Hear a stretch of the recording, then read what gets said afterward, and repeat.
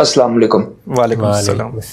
سر میرا کوشچن یہ ہے کہ ایک طبقہ تو ان لوگوں کا ہے جو اپنے آپ کو ایتھیسٹ کہتے ہیں اور خدا کا انکار کر دیتے ہیں، لیکن ایک بہت بڑی تعداد ایسے لوگوں کی ہے جو جب کائنات پہ غور کرتے ہیں تو ان کو خدا نظر آتا ہے اور ان کا باطن بھی یہ تقاضا کرتا ہے کہ ایک خدا ہونا چاہیے، لیکن جب وہ اللہ تعالیٰ کی اسکیم آف ایگزامینیشن کو اینالائز کرتے ہیں تو جو سفرنگ اس دنیا کے اندر ہے یا جتنے بھی معاملات چل رہے ہیں، تو اس سے جو ایک فطری خدا کا تصور بنتا ہے کہ خدا ایک بہت رحم کرنے والا ہے، تو وہ آپس میں ایک مس میچ کا شکار ہو جاتی ہے چیز، تو ایک شدید اضطراب کی صورتحال پیدا ہو جاتی ہے کہ ایک سائڈ پہ آپ خدا کو مان رہے ہیں لیکن اس کی اسکیم آپ کی سمجھ میں نہیں آ رہی، تو اس اضطراب سے کیسے نکلا جائے؟ شکریہ۔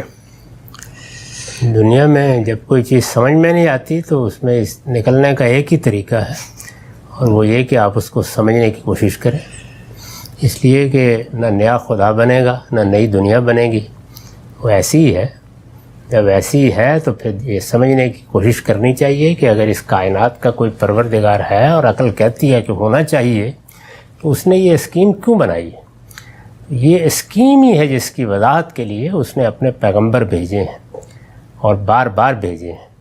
یہ ممکن ہے کہ ایک اسکیم عقلی لحاظ سے بالکل درست ہو، سمجھ میں آ جائے، اللہ کا حق بھی ہو، لیکن ہم انسان بہت کمزور واقع ہوئے ہیں، اور چونکہ یعنی ایک تعبیر اگر اختیار کر لیجئے تو ریسیونگ اینڈ پر ہے، اس لیے کہ یوں تو نہیں ہے کہ ہم سے مشورہ کر کے اسکیم بنائی گئی ہے، تو اس میں یہ ہو سکتا ہے کہ کچھ رد عمل بھی ہو، شکایت بھی پیدا ہو جائے۔ اس میں صحیح رویہ وہ ہے جو حضرت یعقوب نے اختیار کیا کہ انما اشکو بسی الی اللہ، میں اپنے رب کے سامنے اپنا شکوہ رکھ دیتا ہوں، تو کرتے رہیے، لیکن نہ ماننے کی کیا وجہ ہے؟ یعنی وہ پروردگار اگر اس اسکیم کے ساتھ دنیا سے معاملہ کر رہا ہے تو پھر کر رہا ہے، اور اگر اس کے نتیجے میں سفرنگز پیدا ہوتی ہیں تو بتائیں کہ کوئی طریقہ ایسا ایجاد کیا جا سکتا ہے عقلی طور پر کہ امتحان لیا بھی جائے اور سفرنگ کو بھی روک دیا جائے؟ یہ تو تضاد ہو نہیں سکتا کسی طرح بھی۔ تو اس لیے اس اسکیم کو ایک واقعے کے طور پر مان کے ہمیں اگر کوئی شکایت پیدا ہوتی ہے تو وہ اپنے رب ہی سے کرنی چاہیے۔ صحیح رویہ یہ ہے۔